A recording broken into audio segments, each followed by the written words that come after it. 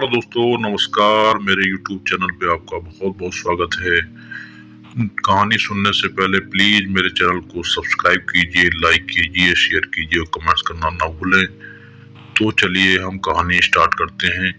ए मोहब्बत जिंदाबाद। ये कहानी लिखी है जमीर उद्दीन अहमद ने और ये कहानी शदीद किस्म की मोहब्बत की कहानी है जिसमें सभ्यता और सांस्कृतिक मूल्यों के जवाल का नोहा भी है। हवेली के माहौल में पला एक शख्स जब शहर में रहता है तो अपने अखलाक के बिना पर छोटे बड़े का भाईजान बन जाता है। नसी नाम की एक लड़की के वालिद जब उसकी पसंद की शादी करने पर रजामंद नहीं होते तो दोनों लोग भाईजान से एक दूसरे को समझाने की दरख्वास्त करते हैं। भाईजान नसी से अपना मेहनताना मांगते हैं। कुछ कारणों से जब भाईजान नसी के बाप से बात नहीं कर पाते तो नसी समझती है कि मेहनताना न मिलने की वजह से वो टाल रहे हैं और एक दिन वो आकर रजारबंद की तरफ हाथ बढ़ाते हुए कहती है कि मेरे पास मेहनताना देने के लिए सिवाय इसके कुछ नहीं है। क्यों ना किरदारों का तारुफ कराने से पहले रावी का तारुफ करा दूं। रावी मैं हूँ। मैं एक पुराने शरीफ खाते पीते घराने का चश्मो चिराग हूँ, मगर अब इस आँख की बिनाई कम हो गई है और इस दिए की रोशनी मध्यम। यानी मैं जो फारसी का एमए हूँ, एक तेल के कारखाने में 400 रुपया माहवार पर मुलाजिम हूँ। मेरी शरीके हयात कपड़े धोती है, घर की सफाई करती है और खाना पकाती है और मैं नौकरी करने के अलावा बाजार से सौदा सुलफ लाता हूँ। ये सब बातें, ये नौकरी करना, कपड़े धोना, झाड़ू देना, खाना पकाना, सौदा सुलफ लाना मेरी अजीम खानदानी रिवायात के बरखिलाफ है। इस खानदान में आज तक किसी ने मेरा मतलब है मुझसे कब्ल नौकरी नहीं की और इस खानदान की किसी खातून ने आज तक न कपड़े धोए, न झाड़ू लगाई और न खाना पकाया। मेरा बचपन और लड़कपन एक बहुत बड़ी हवेली में गुजरा जहाँ खानदान के अफराद से ज्यादा नौकर चाकर हुआ करते थे। लड़के लड़कियां, मर्द औरतें, बड़े बूढ़े, पुश्त हापुश्त, ये लोग हमारे घराने की खिदमत करते आए थे। शायद इसीलिए उनके साथ नौकरों का सा सलूक नहीं किया जाता था, बल्कि उन्हें खानदान के गरीब अफराद का रुतबा हासिल था। बड़ी वी थी जिनका पोपला मुंह हर वक्त चलता रहता था और जो बैठे बैठे सो जाने की आदी थी। मैं उन्हें दादी अम्मा कहा करता था क्योंकि उन्होंने मेरे वाले साहब को पाला था। वो उन्हें बेटा कहा करती थी और वाले साहब हमेशा उन्हें बुआ कहा करते थे। घर के हर अहम मामले में मेरी वालिदा उनसे मशवरा की लिया करती थी। बड़ा रौब था उनका सारे खिदमतगारों पर। एक दफा डांट देती तो डांट खाने वाला नौकर कई कई दिन उनके सामने आने से कतराता था। 70 के पीटे में थी मगर नजरें अभी तक उकाब की सी थी। क्या मजाल थी कि कोई नौकर या नौकरानी कोई ऐसी वैसी हरकत कर जाए और उन्हें पता न चले। कई दफा ऐसा हुआ कि एक नौजवान नौकरानी की कोठी के सामने से पिछले पहर एक साया सा लहरा कर गुजर गया। मेरा मतलब है कि बकौल उनके उन्होंने एक साये को नौकरानी की कोठी के सामने लहरा कर गुजरते देख लिया। खुदा बेहतर जानता है कि बड़ी बी की आंखों या उनके जहन का कसूर था या वाकई कोई साया कोठी के सामने लहराया था, मगर उसका नतीजा यह निकला कि नौकरानी को खड़े खड़े निकाल दिया गया और घर के बुजुर्ग बहुत अरसे तक एक कबूल सूरत नौकर को मशकूक नजरों से देखते रहे। मेरी वालिदा कहा करती थी कि शादी के बाद जब तक मैं पैदा नहीं हुआ था उनकी इतनी हिम्मत न पड़ती थी कि बगैर लंबा सा घूंघट निकाले बड़ी बी की मौजूदगी में अपने शौहर यानी मेरे वाले साहब के सामने आ जाए। मगर ये सब तो अब भूली बिसरी बातें हो गई। अब ना वो हवेली है, ना वो नौकर चाकर और ना वो बड़ी बी की कावी नजरें। अब मैं इस इतने बड़े शहर में एक गुंजान आबाद इलाके में एक 2 कमरे की फ्लैट में अपनी शरीके हयात और 3 बच्चों के साथ रहता हूँ। सबसे बड़ी लड़की है जो जवानी की तरफ बहुत तेजी से बढ़ रही है और जिसको देखकर हम अक्सर खामोशी से एक दूसरे की नजरों से झांकने लगते हैं। मेरा मतलब है मैं और मेरी नेक वक्त। जिस बिल्डिंग में हम रहते हैं उसमें 20 फ्लैट हैं और 3 मंजिलें। मैं बीच वाली मंजिल में सड़क के रुख पर रहता हूँ। जो फ्लैट हमारे फ्लैट के नीचे है उसमें एक बम्बई के ताजिर रहते हैं। जिनके घर से हमा वक्त रेडियो की आवाज़ आती रहती है, इतनी बुलंद कि मुझे अपने घर में रेडियो की कमी महसूस नहीं हुई। जो फ्लैट मेरे फ्लैट के ऊपर है उसमें एक अंग्रेजी दवा फरोश रहते हैं। उनके 2 बच्चे हैं, एक लड़का और एक लड़की। लड़की बड़ी है और लड़का छोटा। लड़की जवान है, 16-17 हद से 18 वर्ष की होगी। मेरे यहाँ जाती आती है। मेरी लड़की से उसकी दोस्ती है, गहरी या सतही ये मैं नहीं कह सकता, क्योंकि मेरी लड़की मुझसे शर्माती है और कभी खुलकर मेरे सामने बात नहीं करती। बस अच्छा अब्बा जी, बहुत बेहतर अब्बा जी, नहीं अब्बा जी। मैं उसकी शर्म व हया का लिहाज करता हूँ और कभी उससे ज़्यादा बातें नहीं करता। मेरी बिल्डिंग के सामने यानी सड़क के उस पार एक और रिहायशी बिल्डिंग है। ये बिल्डिंग भी 6 मंजिला है। इस बिल्डिंग में जो फ्लैट दवा फरोश की फ्लैट के बिल्कुल सामने है, उसमें एक दफ्तरी सुपरिटेंडेंट रहते हैं। उनके कई बच्चे हैं। सबसे बड़ा लड़का है, 22-23 वर्ष का होगा, कॉलेज में पढ़ता है। अक्सर काली तंग पतलून, चौखाने वाली कमीज और काला नोकदार जूता पहनता है। उसके बाल लंबे हैं जिनमें वो काफी तेल लगाता है। सामने से बाल कुछ इस तरह बनाता है कि चढ़ती हुई मौज याद आ जाए। ये सब के सब शरीफ और नेक लोग हैं। मेरी मुराद है इन लोगों से जो मेरी बिल्डिंग में, सामने वाली बिल्डिंग में और आसपास की बिल्डिंगों में रहते हैं। ना जाने क्यों ये सब लोग मेरी इज्जत करते हैं, या यूं कहिए कि मेरा उन्हें बहुत लिहाज है। उनमें से अक्सर उम्र में मुझसे बड़े हैं और कई तो इतने मुअम्मर हैं कि उनकी भवें तक सफेद हो गई हैं, मगर ये सब मुझे भाईजान कहते हैं। हालांकि मेरी उम्र सिर्फ 45 वर्ष की है और ये खिताब अब इतना रिवाज पा गया हूँ कि मैं सारे मोहल्ले का भाईजान बन गया हूँ, यानी छोटे से लेकर बड़े सब मुझे भाईजान कहते हैं। हद तो ये है एक हजरत जिन्होंने अभी चंद हफ्ते हुए अपनी जबान का इस्तेमाल बराए गुफ्तगू सीखा है, वो भी मुझे भाईजान कहकर पुकारते हैं। आप सोच रहे होंगे कैसा रावी है जो अपनी तारीफों का पिटारा खोलकर बैठा है। मैं आपको यकीन दिलाता हूँ कि मेरा मकसद खुद सताई हरगिज नहीं। सारी हवेली में खुद सताई को बहुत बुरी चीज समझा जाता था, इसलिए खुद सताई की मुझे बिल्कुल आदत नहीं। हाँ, ये मुमकिन है कि ना तजुर्बा कार होने की वजह से मैं ऐसी बातें कह गया जिनका कहानी से कोई खास ताल्लुक नहीं था, या जिनसे खुद सताई की बू आती हो। अगर ऐसा हुआ तो मैं माफ़ी का ख्वास्तगार हूँ। उम्मीद है कि मैं आपसे मद्दे नज़र रखते हुए कि मैं अफसाना निगार नहीं, मेरी इन बातों का नज़रअंदाज कर देंगे। अगर आपने मुझे माफ़ कर दिया हो तो एक बात और कह दूँ, वो ये है कि मोहल्ले वाले न सिर्फ मुझे भाईजान कहते हैं बल्कि अक्सर मामलात में मुझसे मशवरा भी करते हैं। अक्सर ये भी होता है कि खालिस निजी किस्म के मामलात में मुझसे राय लेने से ये लोग नहीं झिझकते। मेरे और उनके दरमियान एक रिश्ता एहतियात कायम हो गया है। इसका उम्र और बुजुर्गी से कोई ताल्लुक नहीं, क्योंकि नई पौध भी अक्सर बिला झिझक मुझसे इस तरह सलाह मशवरा करती है गोया मैं भी उसी पौध का एक फर्द हूँ। हद तो ये है कि मामलात एक कल्ब और नज़र में भी ये लोग, मेरा मतलब नई पौध के लोग, मेरी राय लेने से नहीं झिझकते। ये दूसरी बात है कि मैं उनकी इस जेल की मुश्किलों का हल ढूंढने में कासिद रहता हूँ, क्योंकि इन मामलात में मेरा तजुर्बा ना होने के बराबर है, यानी सिफर। एक दिन का जिक्र है, मेरी तबीयत खराब थी इसलिए दफ्तर नहीं गया था। मेरी शरीके हाथ कुशल खाने में कपड़े धो रही थी। बच्चे स्कूल जा चुके थे। मोहल्ले में निस्बतन अमन था। काम पर जाने वाले काम पर और स्कूल और कॉलेज जाने वाले स्कूल और कॉलेज जा चुके थे। सुबह का वक्त था। मैं बालकोनी में एक आराम कुर्सी पर नीम तराज अखबार पढ़ रहा था कि एक पत्थर आकर मेरे सर पर लगा, और इतनी जोर से लगा कि अखबार मेरे हाथ से छूट कर गिर पड़ा। पत्थर अगर नंगा होता तो यकीनन मेरे सख्त चोट आती। आप कहेंगे नंगा पत्थर और मलबूस पत्थर क्या बात हुई, मगर बात कुछ ऐसी ही थी। मेरा मतलब है कि पत्थर एक कागज में लिपटा हुआ था।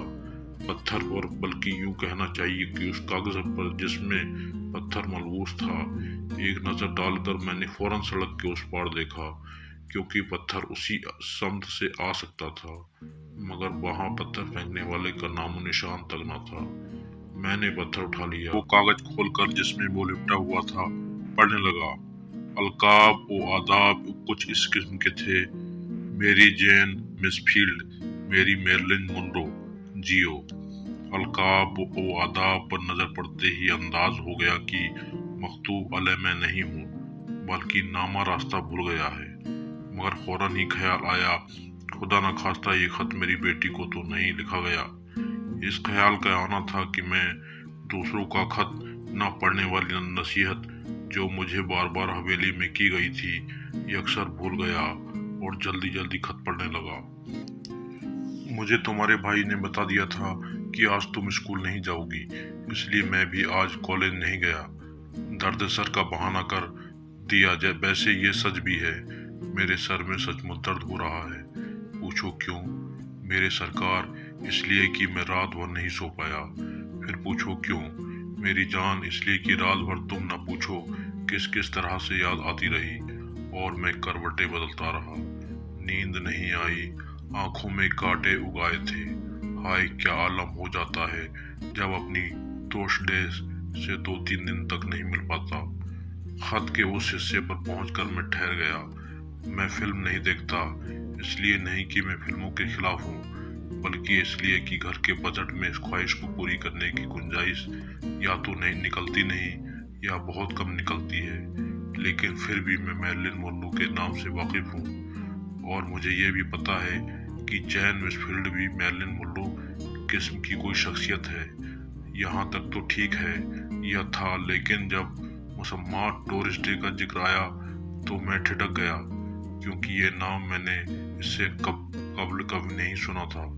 लेकिन यह ठिठकना मुझे बहुत महंगा पड़ा, क्योंकि फिर मैं आगे नहीं बढ़ सका।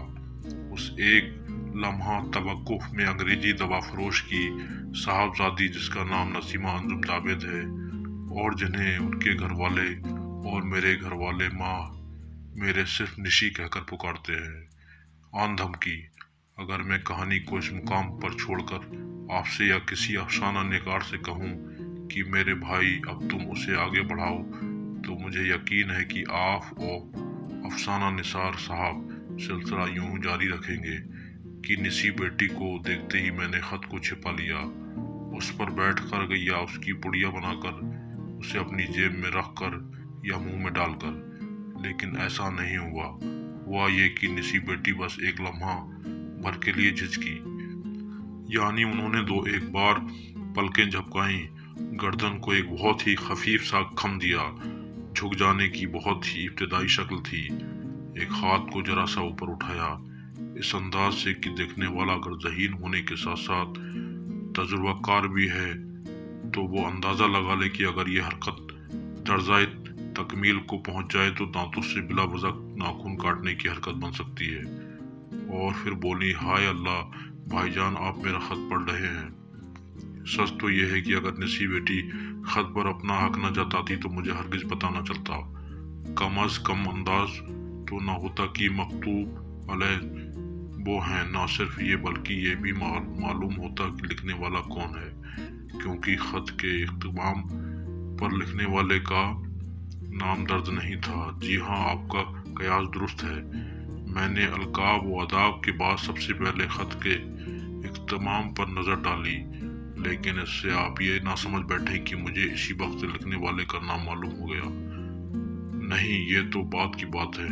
मैंने कहा, तुम्हारा खत मेरे लहजे में हैरत का शायबा था। कह जो दिया मेरा खत है, वो इटलाई और कब्ल इसके लिए मैं ये सोचते हुए कि हक व हकदार रसीद खत उनकी तरफ बढ़ाऊं, उन्होंने झपट कर खत मेरे हाथ में से ले लिया, बल्कि छीन लिया। और ये जा बोझा, मगर ये जा बोझा का फेल मुकम्मल करने से कब्ल उन्होंने रुक कर मेरी तरफ देखा और बोली, किसी से कहिएगा नहीं मेरे अच्छे भाईजान। मैंने किसी से नहीं कहा, मगर इस वाक़े के कई माह बाद एक दिन मुझे मालूम हुआ कि मेरी खामोशी बेसूद साबित हुई। एक रात जबकि मोहल्ले का शोर गुल करीब करीब खत्म हो चुका था, यानी सब बिस्तरों में घुसने वाले थे या घुस चुके थे, अचानक कुछ ऐसी आवाजें मेरे कान में आई जिन पर किसी रेडियो प्रोग्राम का शुबा हो सकता था। ना सौदा बेचने वालों के नारों का, ना मियाँ बीवी के झगड़े का, ना पड़ोसियों की लड़ाई का, और ना आवारा लड़कों की तफरी का। कई आवाज़ें थी, एक मर्द की, एक औरत की, एक लड़की की। आहिस्ता आहिस्ता मेरे जहन में ना सिर्फ उन आवाज़ों की समत का तअन्नुन कर दिया, बल्कि ये अंदाज़ा भी लगा लिया कि उनके खालिक कौन है। आवाज़ें निसी के फ्लैट से आ रही थी और ये आवाज़ें निकल रही थी उसके वालिद साहब, उसकी वालिदा और उसके छोटे भाई के हल्क से। मेरे फ्लैट की बालकोनी के सिरे पर खड़े होकर अगर ऊपर की तरफ देखा जाए तो निसी के फ्लैट की बालकोनी का मंजर बखूबी नजर आ जाता है। मेरा मतलब है अगर वहाँ कोई मंजर हो तो। इसलिए मैं दौड़कर अपनी बालकोनी में आ गया और ऊपर की तरफ देखने लगा। उस खानदान के 3 मर्द निसी, उसके वालिद साहब और उसकी वालिदा बालकोनी में थे। निसी को दवा फरोश साहब और उसकी अहलिया पकड़े हुए थी और वो चिल्ला चिल्ला कर कह रही थी, मुझे छोड़ दो, मुझे छोड़ दो। जहां मैं आसमानी वलाओं के खिलाफ सदाए एहतियात बुलंद करने वाले कुत्ते की तरह मुंह ऊपर किए खड़ा था, वहां से निसी का भाई नजर नहीं आ रहा था, मगर उसकी आवाज साफ आ रही थी। वो रो रहा था और जोर जोर से जैसे डर गया हो, सहम गया हो। आसपास और दूसरी बिल्डिंग के फ्लैटों से भी लोग इस मंजर को खिड़कियों में से झांक कर या खुलेआम बालकनियों में खड़े होकर देख रहे थे। एक बार जो निसी ने जोर लगाया तो तकरीबन अपने वालिद और वालिदा की गिरफ्त से आज़ाद हो गई और मेरे पैरों तले से बालकोनी का फर्श खिसक गया, क्योंकि मुझे ऐसा लगा कि गोया बालकोनी में से छलांग लगाकर नीचे सड़क पर गिरना चाहती है।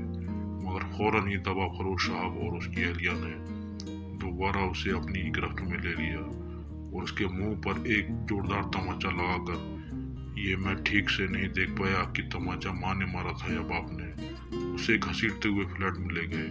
थोड़ी देर तक निसी के चीखने और चिल्लाने की और उसके भाई के रोने की आवाजें आती रही, फिर ये भी बंद हो गई और फ्लैटों की खिड़कियां एक एक कर बंद होने लगी। मैं भी आकर बिस्तर में लेट गया और अपनी शरीके हयात से इसलिए पर तबादला एक ख्याल करने लगा कि ख्याल आया कि मुझे इस वक्त निसी के फ्लैट का दरवाज़ा खटखटाना चाहिए या नहीं। फैसला ये हुआ कि मुनासिब वक्त नहीं है, इसलिए मैं तुझको पढ़ाई क्या पड़ी अपनी नवीरतू के जरिए मकुल पर अमल पैरा हुआ और अपनी लंबी तान कर सो गया। मगर दूसरे दिन बम्बई वाले साहब मुझे जीने पर मिल गए।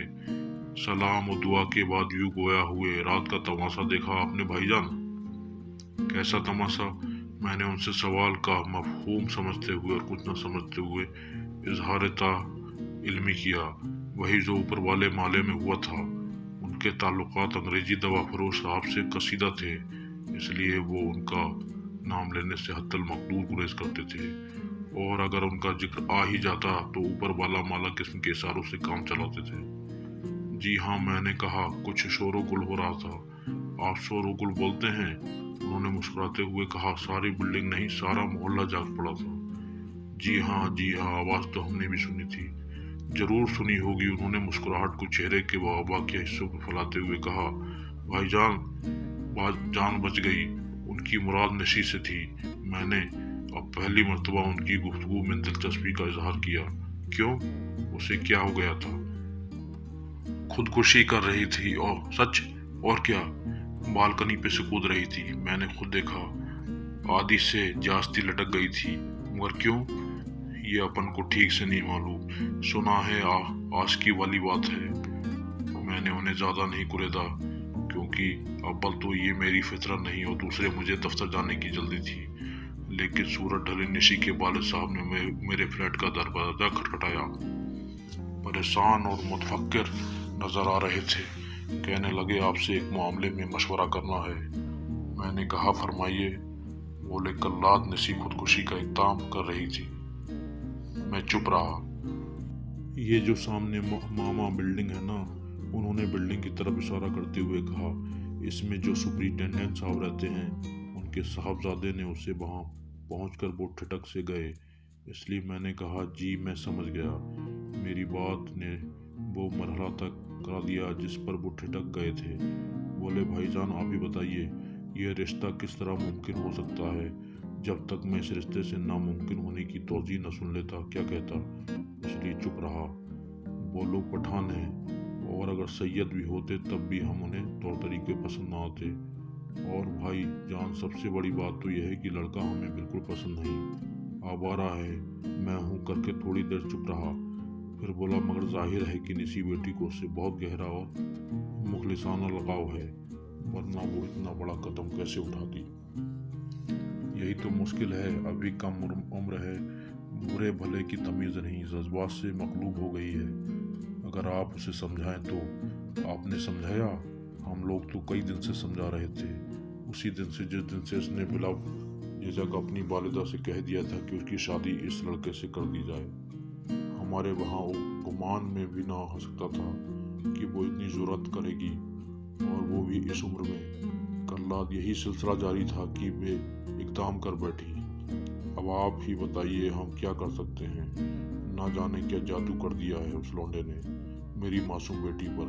शायद आपके समझाने से मान जाए। मैं हामी ना भरता तो क्या करता। आप उस पर जाती ना करें, मैं मौका देखकर उससे गुफ्तगू करूंगा। जाती ना करने की बात मैंने इसलिए की थी कि वो दौरान गुफ्तगू बता चुके थे कि कल रात से ही उन्होंने निशी को एक कमरे में बंद कर रखा है। निशी से गुफ्तगू का मौका मुझे 3-4 दिन बाद ही मिल गया। मौका खुद उसी ने फराहम किया, यानी इस बार वो मुझसे सलाह मशवरा करने आ धमकी। तरशे हुए बाल, तंग सलवार, तंग कमीज, आंखों में सुरमा, होठों पर हल्की सी लिपस्टिक। पहले तो जरा झिझकी, फिर बोली, भाईजान आप हमारा एक काम कर दें तो हम आपकी गुलामी लिख दें। फरमाइए। मैं उसे छेड़ने के लिए हमेशा उससे नीम संजीदा लहजे में गुफ्तगू करता हूँ। आखिर मेरी बेटी से सिर्फ चंद साल की तो बड़ी है, मैं आपकी क्या खिदमत कर सकता हूँ। हटाइए भी भाईजान, आपको तो हर वक्त मजाक सूझता है। अरे भाई, इसमें मजाक की क्या बात है, मैं खिदमत के लिए हाजिर हूँ। जाइए, हम आपसे नहीं बोलते। और उसने सच मुंह फुला लिया। अरे पगली, नाराज हो गई? मैंने उसके रुखसार पर हल्के से थप्पड़ मारते हुए कहा। वो मुस्कुराकर बोली, आप बाबा से बात कीजिए, वो अपने बाबा को कहती है। मैं तुम्हारे बाबा से अक्सर बात करता रहता हूँ। उसका मुंह फिर से फूलने लगा तो मैंने फौरन लहजा बदल कर कहा, अच्छा भाई, मजाक बंद, कहो क्या कहना चाहती हो। उसकी फरमाइश सिर्फ इतनी थी कि मैं उसके बाप पर अपना असर डालकर उनसे इस रिश्ते की मंजूरी हासिल कर लूं। उसकी आंखों में आंसू आ गए थे और उसका दिलकश चेहरा बेहद संजीदा हो गया था। मुझे अचानक एहसास हुआ कि मेरे सामने एक रस भरी लचकीली शाख नहीं बल्कि एक खुश्क टहनी है, जैसे अगर ज्यादा झुकाने की कोशिश की गई तो टूट जाएगी, झुकेगी नहीं। उसकी आवाज में इरादे की पुख्तगी थी और उसके लहजे में लगन का कर्व था। उस लड़की को सच्ची मोहब्बत है, मैंने सोचा, और यह लख्त उस वादे को भूल गया जो मैंने उसके बाप से किया था। उसने मुझे जीत लिया था और मैं सोच रहा था कि किस तरह इसके बाप से बात करूं कि वो मान जाए। मैंने उसके सर पर हाथ फेरते हुए कहा, तुम फिक्र ना करो निशी, मैं जरूर तुम्हारे वालिद से बात करूंगा। वादा? वो अभी तक संजीदा थी। पक्का वादा? मैं भी संजीदा हो गया। वो मुस्कुराई फिर हंसने लगी। मेरे अच्छे भाईजान, मेरे अच्छे भाईजान, मैंने उसकी नस्ल की। वो खिलखिला कर हंस पड़ी और मटक कर चल दी, मगर वो रुक गई और मुझे सवालिया नजरों से देखने लगी। मुझे क्या दोगी, क्या दूंगी? हाँ भाई, हक मेहनत। उसने लम्हे भर रुककर सोचकर कहा, मुंह मांगा इनाम, और ये जा वो जा। इत्तेफाक ऐसा हुआ कि निशी से वादा करने के बाद मैं कई दिन तक मैं उसके बाप से बात न कर सका। किसी दिन मुझे दफ्तर में आने से देर हो गई, किसी दिन उन्हें, किसी दिन उनके यहाँ मेहमान आ गए, किसी दिन मेरे यहाँ, किसी दिन वो बाहर चले गए और किसी दिन मैं। इस अरसे में कई मर्तबा निशी से मुठभेड़ हुई और हर दफा उसने मुझे मेरा वादा याद दिलाया। शुरू में वो तो शायद मेरे वादा पूरा ना कर सकने के असबाब कबूल करती रही, मगर बाद में मुझे कई बार शुबह हुआ कि वो मुझे झूठा समझ रही है या ये समझ रही है कि मैं उसे टाल रहा हूँ। देखिए भाईजान, आप वादा खिलाफी कर रहे हैं, उसने एक दिन मुंह फुलाकर कहा। नहीं निशी, मौका नहीं मिला, बस कुछ दिन और इंतजार करो। उसका मुंह बस सूरत फूला रहा और उसके माथे पर फिक्र की शिकनें वसूल पड़ती रही। और मैंने उसे छेड़ा, और मेरा इनाम? फिर एक दिन, जबकि मेरी शरीक हयात मेरे बच्चों की अपनी बहन के घर गई हुई थी। मुझे अच्छी तरह याद है कि छुट्टी का दिन था। निशी मेरे फ्लैट में आन धमकी। मैं लेटा हुआ था, आकर मेरे सामने खड़ी हो गई। मैंने कहा, बैठ जाओ। पलंग पर मेरे पास बैठ गई, चुप थी और मुझे अजीब नजरों से देख रही थी। क्या बात है? मैंने उसकी तरफ करवट बदलते हुए कहा। मुझे ऐसे क्यों घूर रही हो? वो फिर भी चुप रही। क्या चुप का रोजा रखा है, उसका सबूत फिर भी नहीं टूटा। मुझ पर रौब डाल रही हो क्या, बोट कर खड़ी हो गई। आपने इनाम मांगा है, हक़ मेहनत मांगा तो है, और जब तक आपको इनाम नहीं मिल जाएगा आप मेरा काम नहीं करेंगे। जाहिर है कि मैं उसका ख्याल बिल्कुल गलत था, मगर मैंने उसे छेड़ने के लिए, इसलिए आप टाल मटोल कर रहे हैं। बिल्कुल इसलिए हूँ। इस तवील हूँ के बाद लम्हे भर खामोशी रही, और फिर नसीब बेटी बोली, मेरे पास आपको देने के लिए और तो कुछ नहीं सिवाय बरुकी।